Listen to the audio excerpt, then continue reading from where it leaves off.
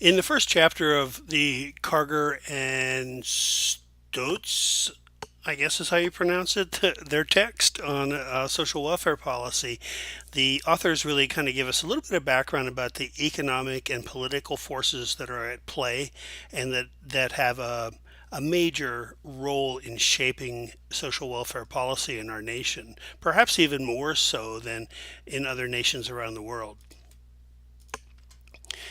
The authors mention that the social welfare system in our society is in a state of transition, and I would add, as would many other people, that it's been in a constant state of transition throughout the history of our nation. If you look at all, at even in the last century or so, some of the changes that have occurred, you can kind of see this illustrated very well. Phyllis Day and I keep going back to quoting her because that textbook really had a major impact upon my thinking about social welfare. She has this makes this statement somewhere in the era, I think it's during the civil rights era, in fact, where she studies that, where she said that that our tendency in this nation, as far as social welfare policy is concerned, has a lot to do with what's going on in the general public, the general populace. And as she says, when rebellion threatens, the response is first accommodation, and then, when the force of the movement is dissipated, renewed denial. And this creates this pendulum swing, as she put it, in our willingness to provide social services to populations that need it in this culture. If you look at the history in the 20th century, for instance, the progressive era, which is touched upon in the second chapter of this book, the progressive era in the 1900 to 1920 period of time in our history grew out of a number of different issues. There was a great deal of pressure upon the economy because of the influx of European immigrants in the last 10 years, in the first 10 or 20 years around the turn of the last century. And in addition to that, there were a lot of economic issues, and the corporations had grown very large, and there was this vast disparity between the wealthy and the poor, perhaps even greater than what we see today. Teddy Roosevelt, when he became president, began to implement a number of programs to begin to get control of the business world and the corporate world, and to make government more responsive to the individual. And so as a result of some of those pressures, and there were, during that period of time, a lot of the concern was the rising socialist movement around the globe. And there were socialist candidates for president, Eugene V. Debs being the most notable socialist perhaps, who really began to get a fair number of votes in the national elections, cycle after cycle. I believe it was Wisconsin actually voted a socialist candidate in to the United States Senate, I believe. And so there was a lot of fear that socialism or communism, we didn't call it communism at the time, would come to dominate America. And so as a result of that, there was a lot of efforts being put into providing services to needy populations to kind of quell the mobs, more or less, or whatever, and to renew their faith in the capitalist system. Well, it wasn't long after that when the Depression occurred, and once again, people who had been wealthy and who'd never sought help all of a sudden found themselves even in bread lines, and lost vast amounts of wealth. And once again, the need was even greater then, perhaps the greatest it's ever been in the history of our nation. And there was a lot of pressure upon the government to do something, and so all of the New Deal programs were put into place to help out individuals, and to help the society get back on track. Actually, World War II put an end to the Depression. It wasn't so much the New Deal programs, but World War II had a lot to do with it, at least. And when the war was over and things began to look pretty good again, there were a fair number of government services in place because of the New Deal programs. Everybody began to become pretty content once again, and began to develop more of a conservative kind of a view of of social services and less of an interest in providing large government intervention and services and everything like that, and it began to withdraw some from developing new social programs. In fact, there was very little established after the New Deal in terms of new social service programs, and some of those New Deal programs began to be pared back as well. And during this period of time, the civil rights movement became active, and in the early to mid 1960s, there began to be riots and some threat of rebellion once again. And so the government, through the auspices of the federal government, at least, the New Deal was put into place. Or I'm sorry, not the New Deal, but the Great Society, the War on Poverty, and all of Lyndon Johnson's programs, which we'll be looking at in the next chapter as well, to kind of quiet things down. Once things quieted down, then we began to pull back again, and this is sort of where we're at this stage, in an era of retreat from the provision of social services. Although there have been a few periods during the last 50 years or so where it looked as though more progressive ideas were coming into play. They haven't really stuck around very long, and so Phyllis Day would say, and others would say, that the time will come when things get to be bad enough for a certain population that the government and our society again will become more interested in providing social services. But that remains to be seen. So this is where the swinging pendulum title for these slides come from, and the state of transition, as I say, is really something that isn't unusual at all for our society. And in order to understand all of this, we really have to look at both the economic factors that are involved in making decisions about social welfare and the consequences of each policies, and also take into account the political currents of our history as well. At the present time, our thought is more on the conservative side. There have been moments in the last 50, 60 years where our leadership and Congress even has been somewhat left of central. There were, I can remember times when many people who insisted that Barack Obama was really a socialist, which really kind of made me chuckle, because he was very much a centrist, and even the presidents that we have, including our current president, who lean to the right, have really been very much in the center of the right. They're very firm believers in capitalism, and whether their programs favor the consumer or favor the producer, their interest is primarily in maintaining the capitalist system in the United States, whether they approach it from the left or the right. But certainly our social thinking, I think, is more on the conservative side as of late. What government intervention occurs, it tends to be reluctant at best. This is the theme that surfaces time and time again in our social welfare history. An emphasis upon voluntary and private social services, faith-based organizations perhaps, is something that really is preferred by much of our leadership these days. Any progressive government administrations that we had tended to be restrained by conservative Congresses that were in place at the time, both the Clinton and the Obama administrations. I think the larger portions of their administrations had Republicans, the opposite party, in control of sometimes both houses of Congress, and so it really kind of kept them back from perhaps implementing more of the progressive kind of ideas they might have. Again, something we'll touch on in the next chapter, and also the anti-science orientation that the right wing of political thought tends to have limits environmental progress as well, and we'll be touching on that more. So, in addition to that pendulum swing, that back and forth in whether we want to provide services for persons, we also have a mixture of how it is that social services are provided. And it's really a mixture of both private and public resources. So as the authors say, this really kind of limits the likelihood of any major expansion of government interventions, at least at the present time. The involvement of the private sector in social services is a rather large portion of the kinds of services that our clients can access.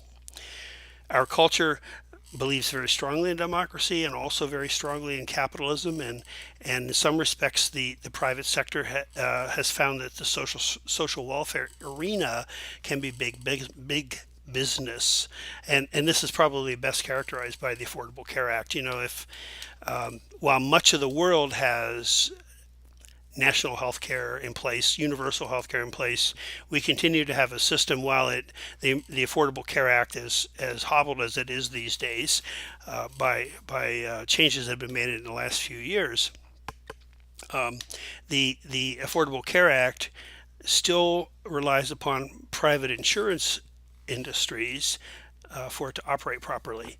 They continue to pursue profit. That's what private business does. And so, although insurance is extended to more individuals through subsidies and those kinds of things, nonetheless, the insurance market is still driven by private business interests, and that limits, I believe, in many respects, the effectiveness of the Affordable Care Act. And more recent lower court rulings have called into question whether or not the subsidies are going to be allowed to be continue as well over time, which would cause the Affordable Care Act in many respects, I think, to collapse without something to replace it, at least.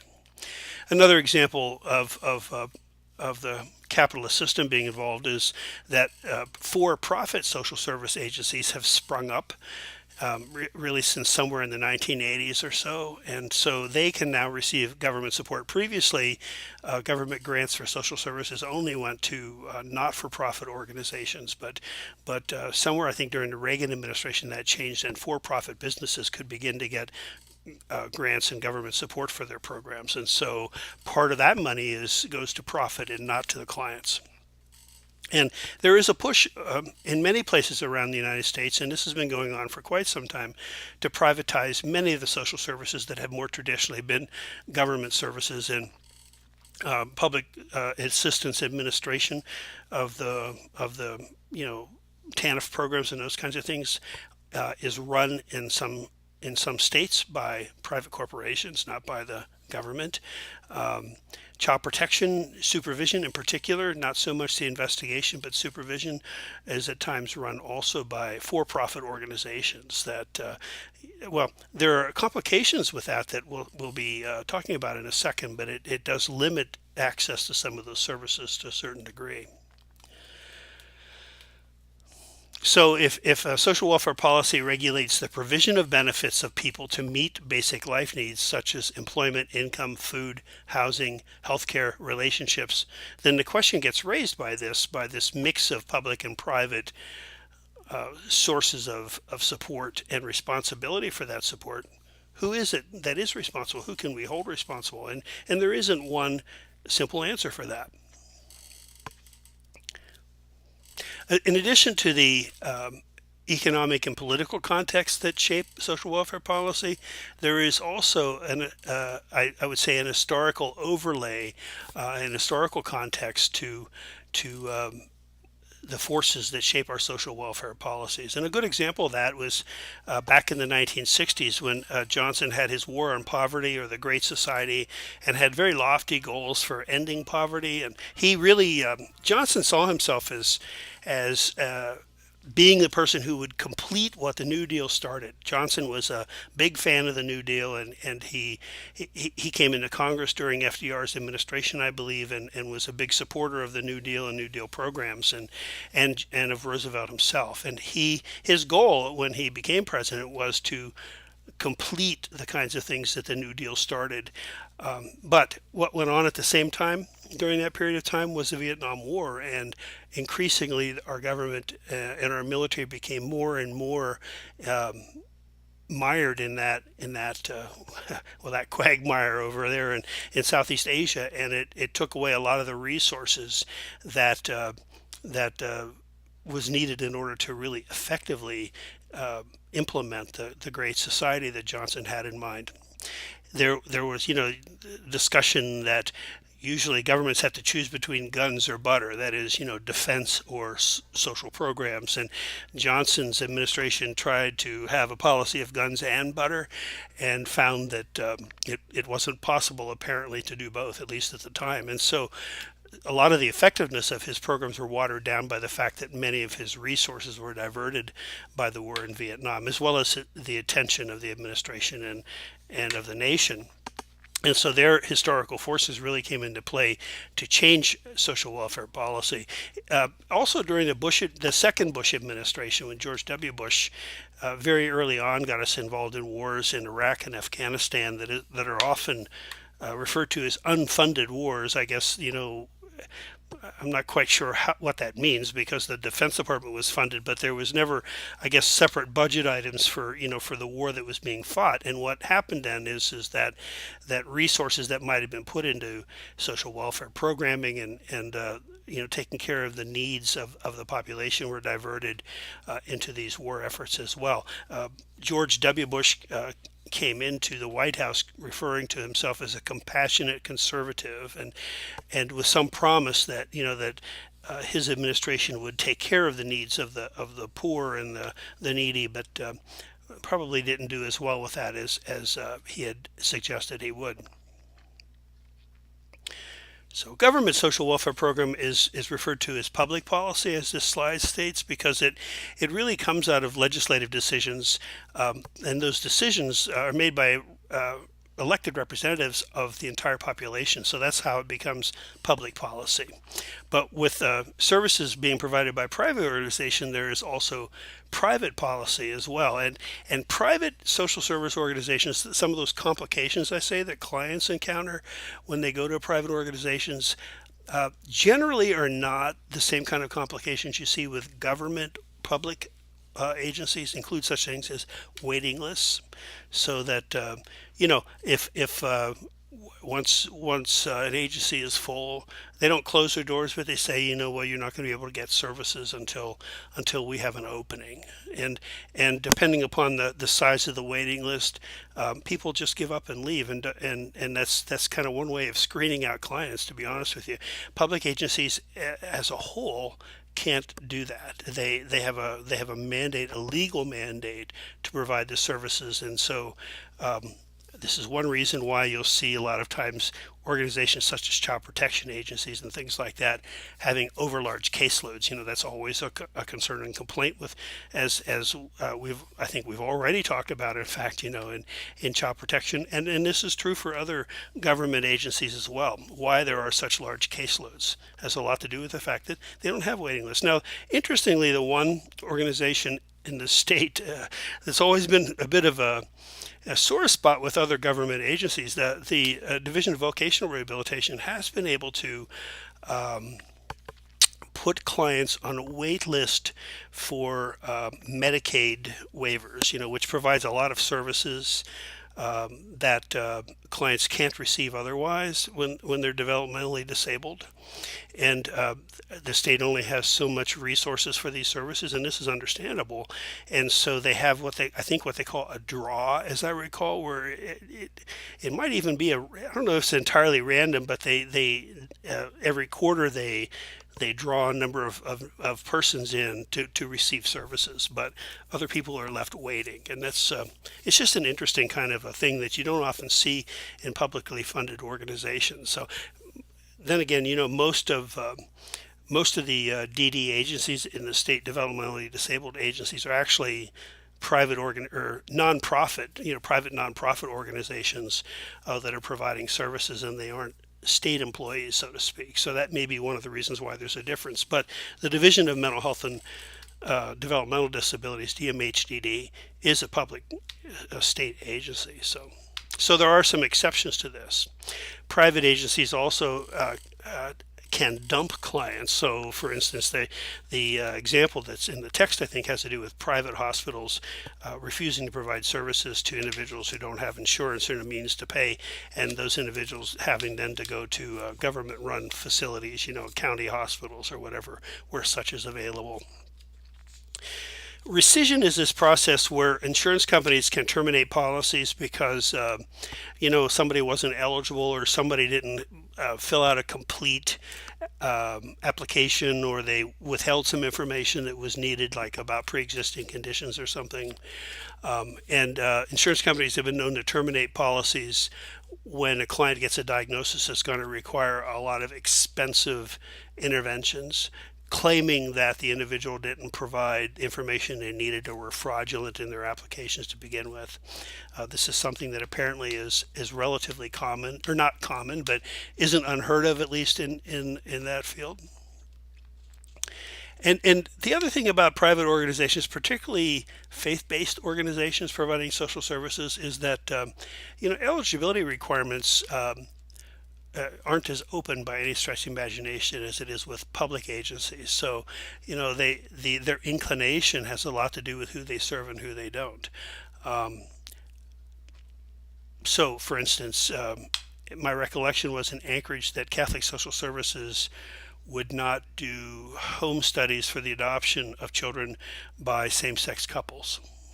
And of course, that is, same-sex relationships, same-sex marriages are, opposed to the tenets of that particular religion. So from a religious standpoint, it makes sense. And perhaps, because it's a private organization, they can limit the services they provide because of that. But it isn't something that a public agency would necessarily be able to do.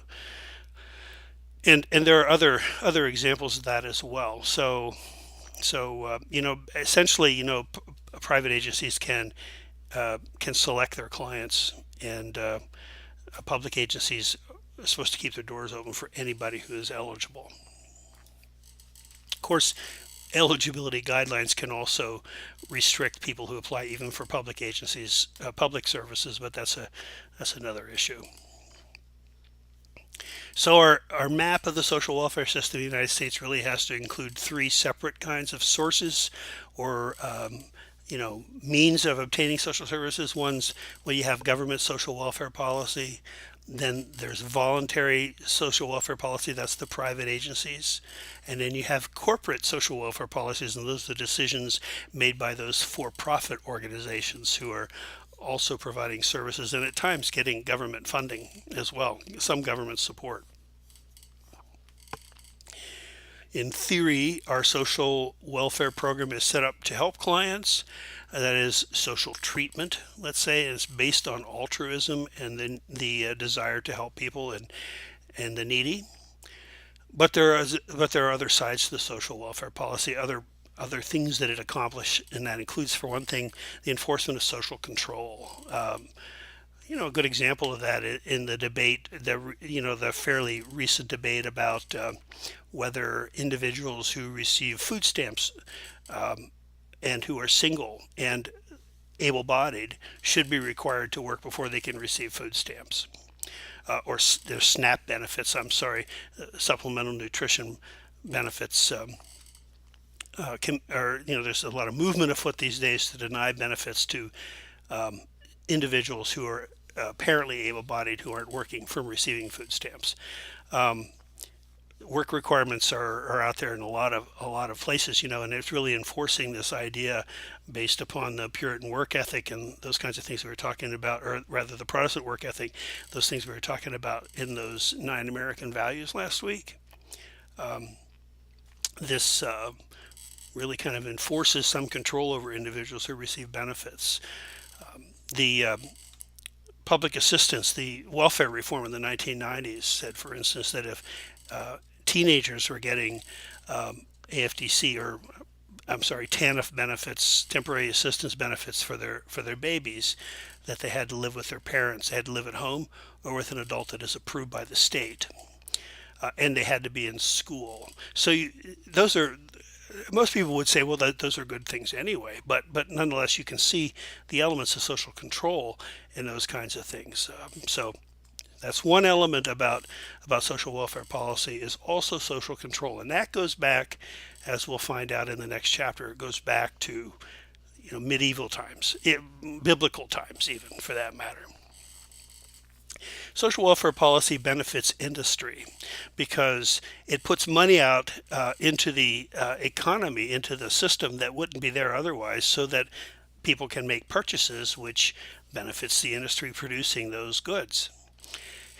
It also helps to stabilize prices and to maintain economic growth by modifying the market forces and by softening the economic inequalities that arise from the market. Our capitalist system, you probably know but may not know, is based upon a 5% unemployment rate.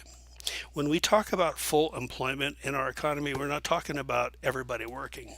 We're talking about 5% of the people who want to work, who are looking for work actively, not being able to find a job. 1 in 20 people have to be out of work in order for the economy to work correctly. That helps to keep wages down and prices up. And if everybody was working, wages might rise very rapidly, and all sorts of things inflation would occur, and all sorts of things would happen. And so since the system is set up to require some people to be unemployed, this doesn't count the people who aren't looking for work. This doesn't count the people who are disabled. This doesn't count the people who are underemployed, who are only working a part-time job because that's all they can find. These are people who are looking for work actively, who want to work, who can work but can't find a job. And so since the system requires those people to not be working to work effectively, not to mention all the other people who aren't working, then there's a lot of the system breeds economic inequality. And so this helps, the social welfare system helps to soften the effects of that.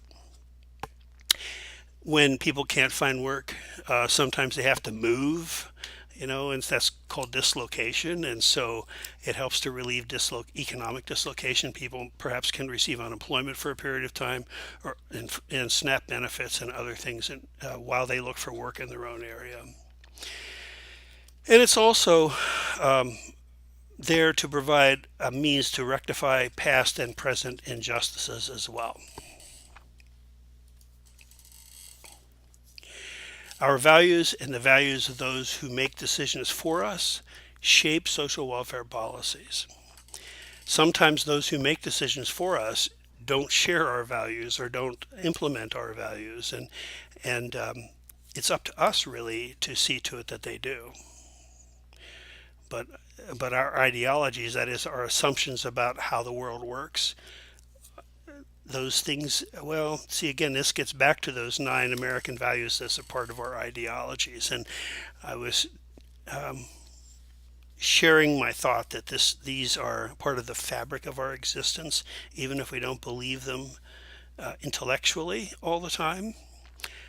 The fact is that a lot of these values are rarely examined and are often accepted as truth without really any kind of critical examination. And one generation tends to pass on, and the younger generation tends to accept the assumptions of that previous generation. And so this is how our values begin to rule the world. And sometimes they aren't necessarily even values that we ascribe to or believe in fully, but still find ourselves connecting with in some level.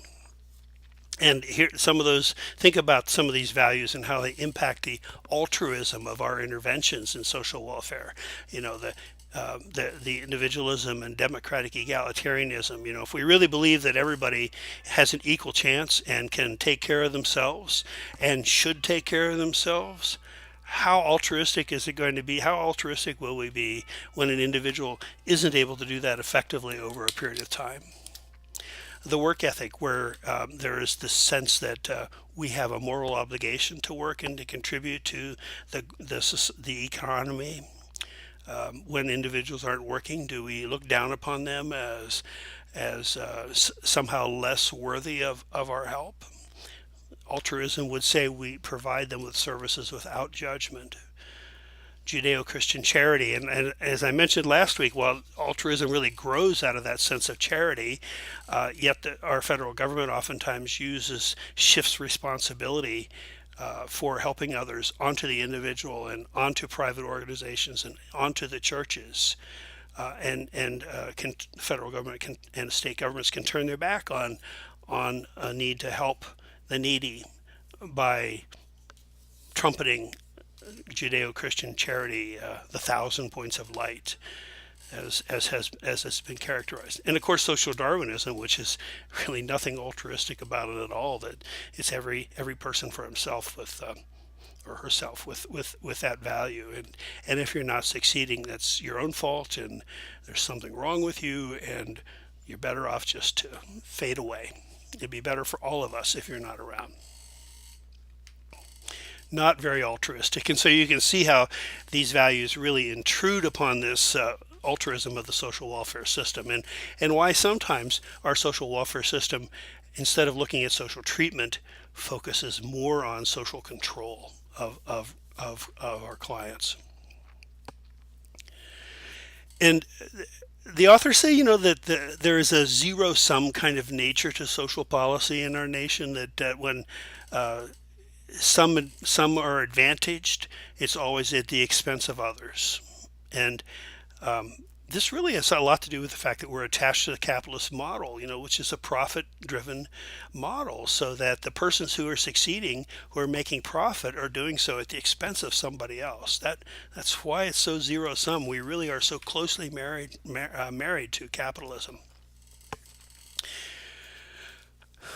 Now look a little bit about the economic forces that play, and this is a very brief overview. There's a couple slides on this, and truly, I am not an economist. This is what I understand about I've taken economics classes, and I've got a basic understanding of this. But if anybody out there is listening to this is really an economist and takes exception to what I'm saying, please let me know. But in any event, you have the supply side and the demand side economics mostly. This is what your basic economics textbooks are going to tell you. In demand side economics, John Maynard Keynes, I believe it was a British economist, I believe, who came up with this theory. Basically, what his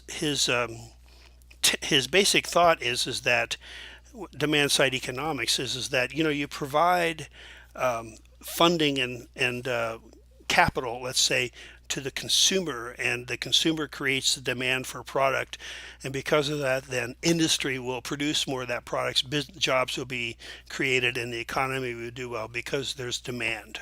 Okay, that's demand side economics. So what that suggests is that you make things easier for the consumer. You put money in the hands of the consumer. And Keynes's theory is also that the government should be involved in the economy, that they should be doing things on a macro level to help stabilize the economy. So that would include things like increasing or decreasing taxes, depending upon how much money we need to have out there. The Fed, you hear about them increasing and decreasing the interest rate, and that's a macro intervention on the part of the government into the economy. And Keynes would say that these things are very, very necessary in order for the economy to function properly, that the economy won't self-correct otherwise. Well, won't self-correct, I guess. And this particular philosophy of economics dominated our federal policies really from the time of Roosevelt and the New Deal after the Great Depression, at least through Lyndon Johnson, perhaps a little beyond. I think somewhere I say it went through into the Nixon era, and that's debatable, but at least through Johnson's program, or through Johnson's administration. Supply side economics, which is sort of the other side of things, says that this is the stuff of Adam Smith and Milton Friedman and other thinkers. Supply side economics says basically that you give incentives and tax breaks, you put money in the hands of the producers. Okay, that's the wealthy people, and that when you do that, that money gets invested in business and industry, which then puts people to work, and so the consumers have money in which to purchase products. And so you see there, instead of putting money in the hands of the consumers, you're putting money in the hands of the producers, the capitalists. And so this creates this the popular term is trickle-down economics, and I'm sure you've heard the phrase. Was Hoover's approach to things when the depression hit. In fact, he tried to focus upon the business end of things and not really take care of the individual, because he believes so much in individual responsibility and voluntary social services. But it didn't work, and so the New Deal took the opposite approach. But after the era of Johnson and the Great Society, by 1980, Ronald Reagan was elected, and came in, was very much interested in his advisors were trickle down people, and so that's when the current era we're really still in, which is where much of the focus is on taking care of the wealthy, the upper 1% or 5%, thinking that the rest of the economy is that they'll reinvest all this money that they get through tax breaks and corporate welfare and other incentives. They'll reinvest it in business, and that we'll all do better because of that. And that just hasn't shown itself to be true, including with the 2018, I guess, tax breaks, 2017 tax break package, whatever it is, whatever year it is. Adam Smith, early on in our nation's history, his economic thought, he was the one that coined the term the invisible hand of the marketplace. And this is the belief basically that the market should be free and unregulated. There should be no government intervention. There should not be social welfare intervention, putting money in hands of anything, but just let the economy work and it will fix itself. That was his belief, the invisible hand of the marketplace. And so this text, and I'd be interested to know if the modern day basic economics texts actually include this other alternative, but democratic socialism is mentioned here. And Bernie Sanders made this this position, let's say, popular during the 2016 presidential campaign. It's been around longer than Bernie, but more and more people are identifying themselves as democratic socialists now. And I continue to maintain that anybody that has socialist in their political party identification will never get elected president in the United States, but at least not without a major change in our thinking. But nonetheless, the philosophy of democratic socialism is that we our economy, our society has to go about a radical economic change in order for things to become better, and that such a radical change can be achieved within the context of a democratic society, but not necessarily with a capitalist society. Capitalism is not compatible with the public good as far as democratic socialists are concerned. That other models are more sensitive to the needs of individuals. And of course, that's where the socialism comes in. And democratic socialists also say, and I think this is an important point, you can put all the welfare programs you want to in place, but really, isn't it less than adequate? I mean, really, social justice is what we need, not social welfare function. So social welfare in a capitalist system that continues to oppress populations, and we put in these services, these places to deal with the oppression, is far less acceptable than social justice, where we have a society where those things don't happen. Now, some people will say, that's sort of a dream that isn't achievable. I choose to believe that it is achievable, but it really would require some major changes. And this is a question I pose a lot of times in my introductory to social welfare class to students: is how do we get rid of poverty? And the inclination is, well, there's always going to be poor people, and I always say, as a social worker, that's not something we should be saying. I mean, if we accept that poverty is always going to be there, how can we ever imagine poverty is going to go away? We're the ones that have to be looking for solutions to these things. And I think the answer to this is we have to move away from our love affair with capitalism, which is a zero-sum game, and begin to look at incorporating large elements of socialism and socialist thought into our democracy. And it is being done all over Europe. And none of those societies are perfect by any stretch of the imagination. But, you talk to most Europeans and you're going to find that they're much better off than many people are in the United States. So, more on that later. I could go on and on about that. But so here's three different alternatives that the authors talk about in terms of economic philosophy. Now, we take a look at the political continuum. I told you there would be two slides in economics, and there's only one. But there's two in the political continuum. And politics, you can't talk about social welfare without getting into politics. And it doesn't matter what I say or how I say it or what the context is when I say it. I'm finding, particularly among graduate students, that I get criticized quite a bit, and that's good because this tells me you're thinking critically about what I'm saying and not just swallowing it whole. I don't want you to do that, but when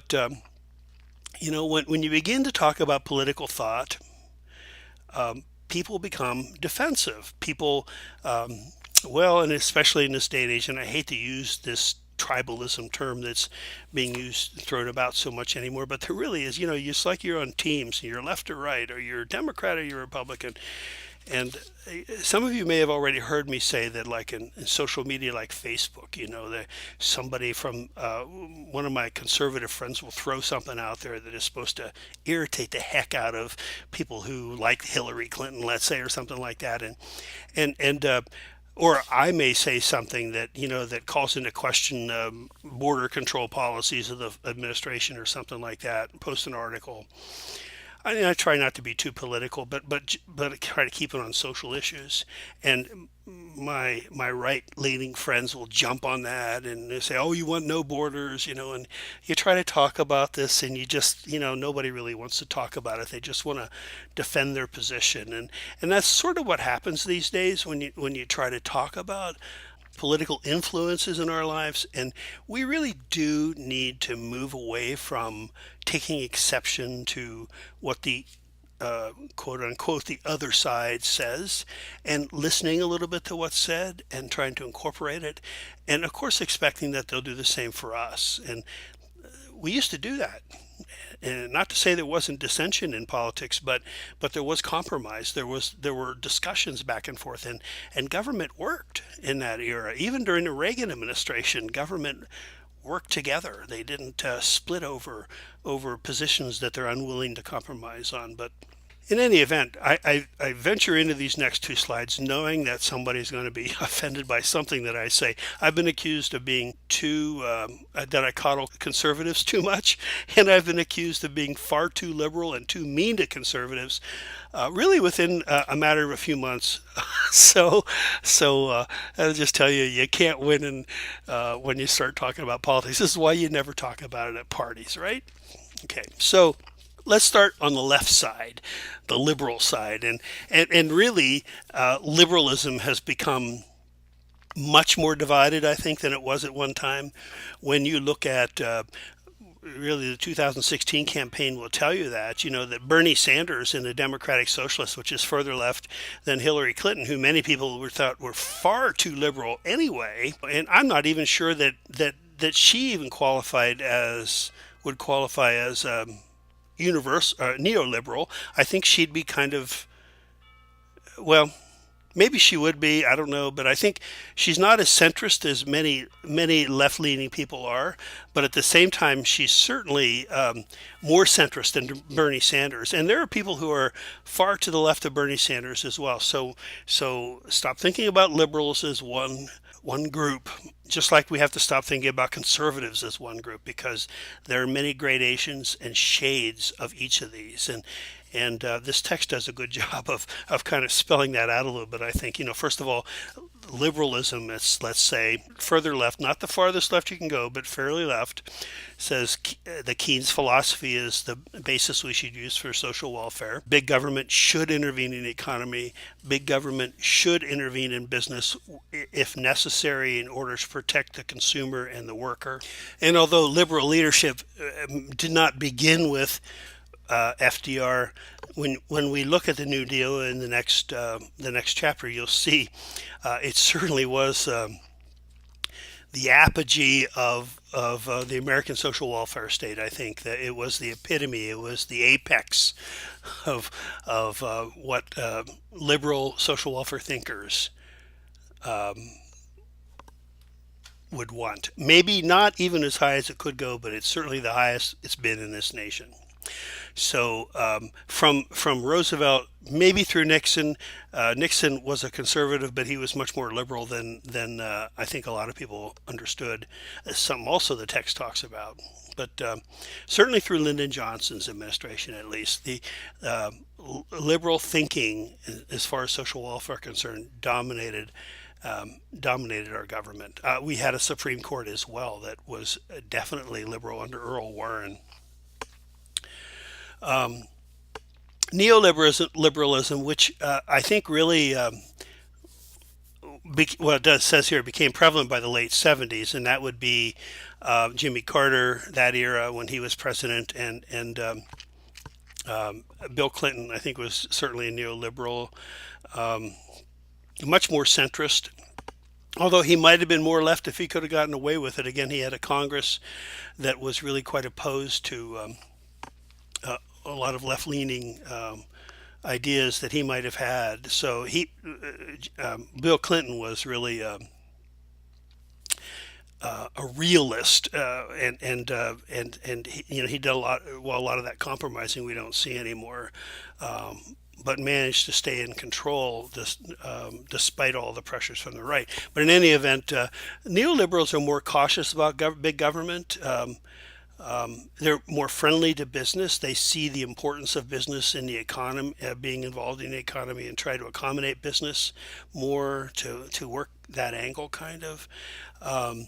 More skeptical of universal entitlement programs, opposed to strong financial regulation, cautious of labor unions. And labor unions is a big element as far as liberal thinking is concerned. And believes that welfare recipients should participate in the labor market. So the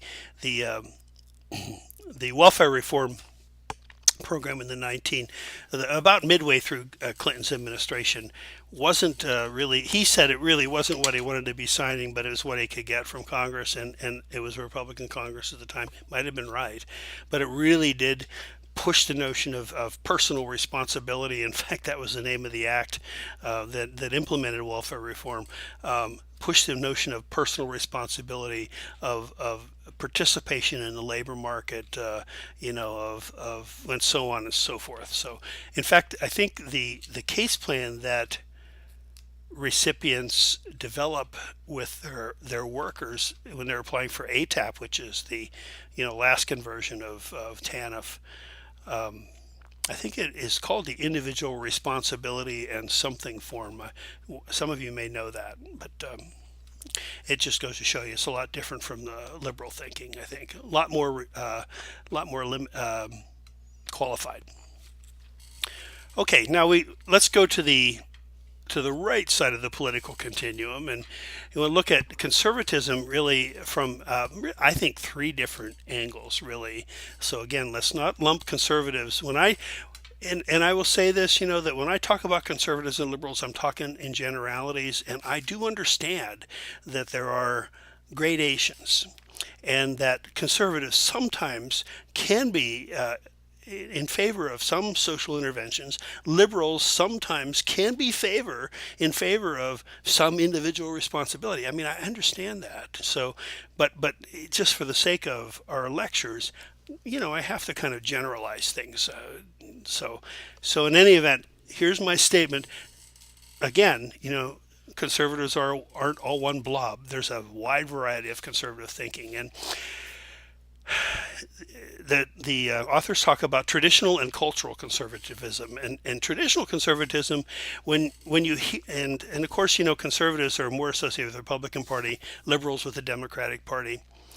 And you hear a lot of people most recently talking about the death of the Republican Party. I would take that with a grain of salt anyway, because I remember a couple of times when the Democratic Party was dying too. It's just going through a rebirth. But a lot of people say that the Republican Party of Ronald Reagan, is exists no more, and there could be some truth to that. I don't know, but what they're talking about really is classic conservatism. That and this really held sway through, at least through the Nixon presidency. When you look at it from the presidential standpoint, from the federal government standpoint, Gerald Ford, and some of the individuals who ran for president but didn't win, like Bob Dole and George H.W. Bush, was also classic conservative. The strong belief in the separation of church and state. This is one thing that differentiates those conservatives from the more modern conservatives. More socially liberal. They really they do have some belief in some interventions in the social welfare system. Believe that people have the right to live their life if they don't hurt others. So a classic conservative. Maybe in favor of favor of birth control, in favor of abortion, in favor of gay marriage, perhaps, because people should have a right to do what they want to do as long as they're not hurting other people. Okay, cultural conservatives, on the other hand, really place demands for government to be integrated with with a religious agenda and social issues, which classic conservatives would say, conflicts with the separation of church and state with the Constitution. But in any event, really this occurred during the Reagan administration. The moral majority got a very strong voice, and the right wing politics became very much populated by religious conservatives, and it continues to be a major force in politics today. So social policy altered as a result of a lot of that, and some of those demands that were placed in the welfare reform in the 90s reflected that. So there you're looking at conservatism, two different types of conservatism. I would probably put cultural conservative further to the right than classic, but that's just my conceptualization here. You have neoconservatism, which really kind of probably is more to the center, and neoconservatives would slow the growth of government welfare and transfer responsibility to the private sector as much as possible.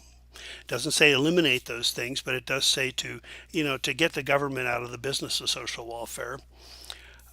They have neoconservatives. That general philosophy has the belief that high unemployment is good for the economy. What high unemployment does is that it helps to keep wages down. Okay, because if there's a lot of people out of work, there's always somebody else that'll take your job for your wage, and so that helps business people employ more people, reduce their costs, produce goods that are cheaper, so it's good for everybody in the economy. Healthcare should be private as far as neoconservatives are concerned, because the insurance industry is a major contributor. The medical industry, innovates because they get a lot of money. Those kinds of things. Income inequality is socially desirable, and I think this is interesting because what they're thinking here is that in order for everybody to be equal, that there's a coercive aspect to that and a limitation of freedom. It's just kind of an interesting perspective. But, so this in the late 1970s, the neoconservative thinking. See again, this would have been after Ford, late 1970s, and really as Reagan takes up. And I would think that Reagan was more neoconservative than cultural conservative, but perhaps not. Gave way to cultural conservative in the late 1970s, and this day and age, I think a lot of the leadership on the conservative side is that cultural conservatism. Remember, well, you might not have been around during that period of time, but in the 1992 presidential election, Dan Quayle, who was the vice president for George H.W. Bush, he made a big stink during the campaign, the presidential campaign, because Murphy Brown had a child out of wedlock on television by choice. I mean, I don't even think she identified the father, if I remember correctly. And, that he was just so offended by this, and how this, is undermining the morality of America and undermining the American family system and all of those kinds of things. That's a cultural conservative there. And Sarah Palin is another good example of that, I believe, and Ted Cruz and a lot of those thinkers that we hear about today.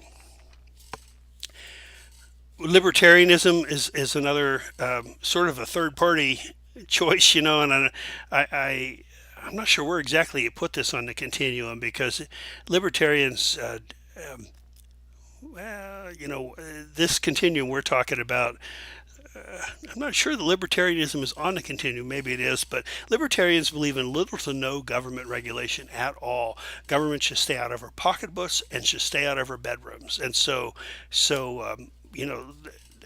they wouldn't necessarily be in favor of same-sex marriage, but they would not have a comment on it. They don't think they would be involved in that. They don't think they'd be involved in decisions about birth control and abortion. To a certain extent, there's some classic conservative kind of thinkings there, as far as the cultural things are concerned. Government shouldn't tax. That's definitely not something classic conservatives believe, but they oppose the income tax, and they think that the role of government is to provide a protective function, just minimal police and defense, and really military and police for defensive purposes only, not for aggression, not for ventures around the world. And so they don't believe we should be nation building. They wouldn't believe we should be in fighting in the Middle East or Afghanistan or anything like that. Only on our shores, and only protect our interests. So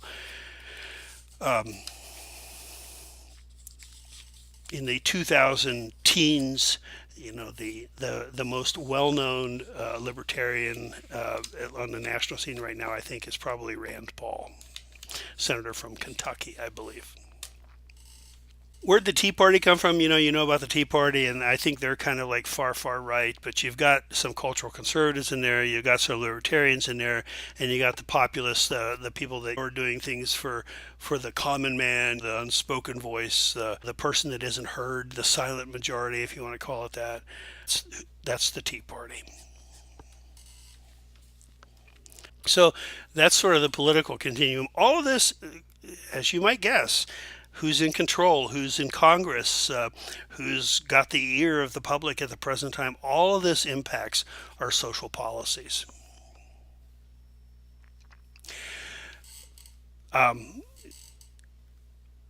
George W. Bush had this is the junior, he had what he called the ownership society, his administration, that he believed in, his party believed in personal responsibility time and everything like this, but believed that we should be making more decisions about our own lives, and we should own our own, financial things and everything like that. So he wanted to get the government out of many decisions that individuals have to make. For instance, he wanted to privatize at least part of Social Security, which means instead of the government investing those funds that are come out of your paycheck, that be given to you to put into some sort of 401k or something, and you make your own decisions about investment. Well, that's good for people that have financial advisors or who understand those things. But for I think I would venture to say the majority of us, we've never really studied this stuff and don't know it all that well. And you can tell I'm including myself here. So it's not so good for everybody. But that was one of the things he wanted to do, and there were other ideas he had. And so Hacker says that the hidden thing in this is that it shifts the risks. And I think he wrote a book called The Great shift risk, or risk shift, I think, or whatever, that the risks associated with the economic problems get shifted away from the government and the corporations and onto the backs of the individual, the public, and so the government doesn't have to be responsible if Social Security isn't functioning well. For instance, if we don't have a good retirement, oh well, that's what we had before the New Deal, and before the Great Depression, and there were a lot of people that were destitute in those days, and it could happen again.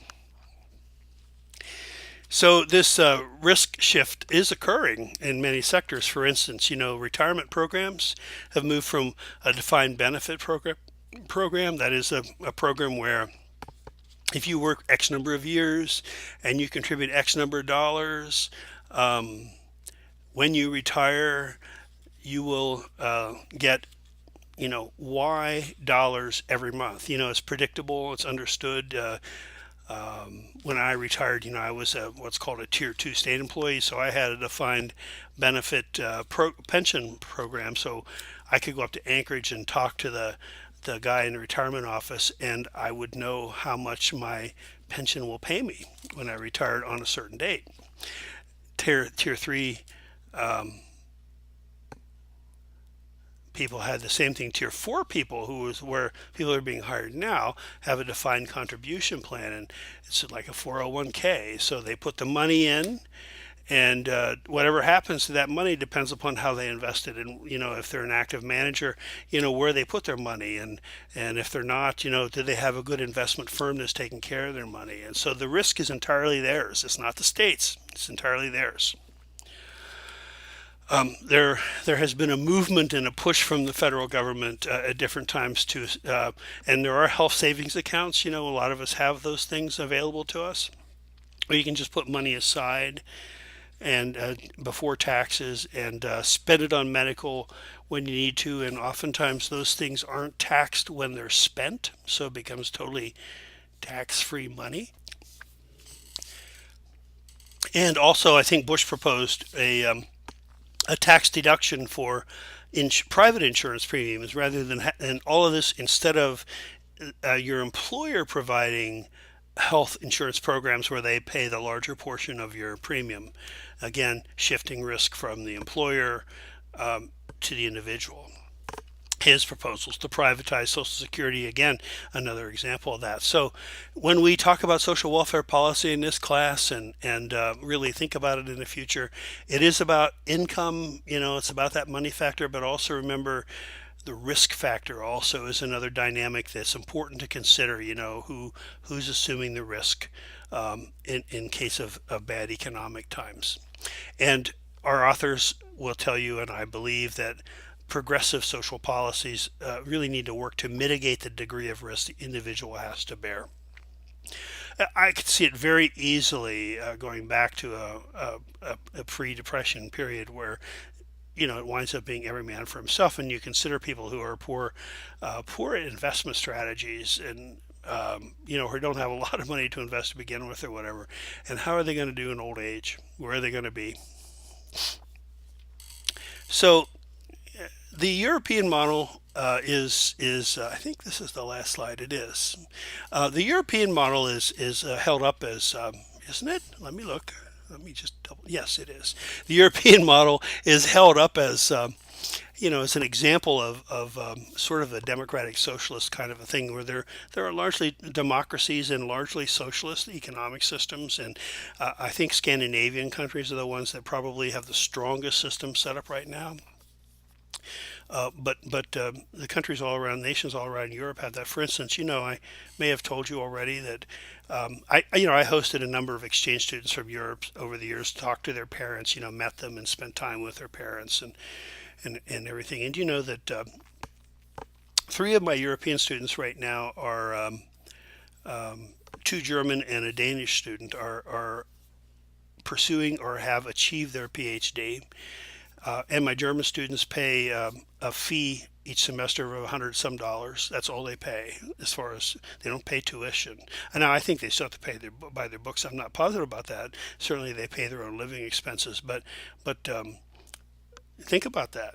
they're just paying for administrative costs. There's no tuition, and that's a part of their system. Denmark not only has that, but Denmark also provides the student with a stipend every month.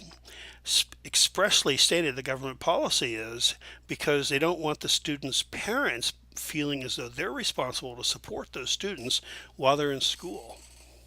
Because Denmark recognizes the value of educating its young adults. It's just amazing.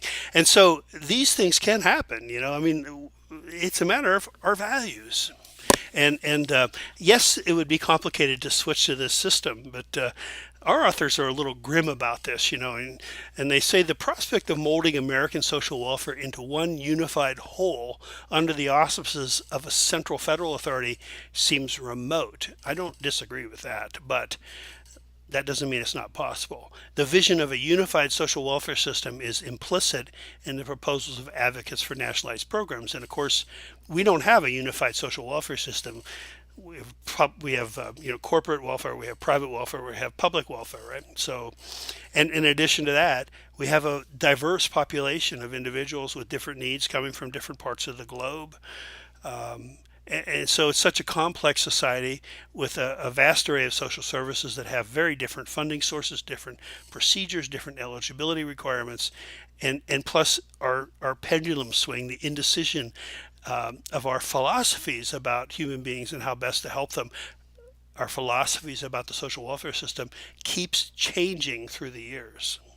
So the possibility of a unified social welfare system, the authors say, though integral to the welfare states of Northern Europe for decades, leaves us with serious question as to their plausibility for the United States, given the complexity built into its social welfare system. So what does that say to me? It says we need to start looking at how we go about refining and redesigning our social welfare system. I think that has to start with the economy, and that's going to be the big hurdle, I think, but it can be done. So that's we have to look at our social welfare policies, I guess, and that's what this class is all about. So that's it for chapter 1. I blabbered on longer than I intended. I have a lecture for chapter 2 coming up next, so stay tuned, or see you in a minute. Thanks.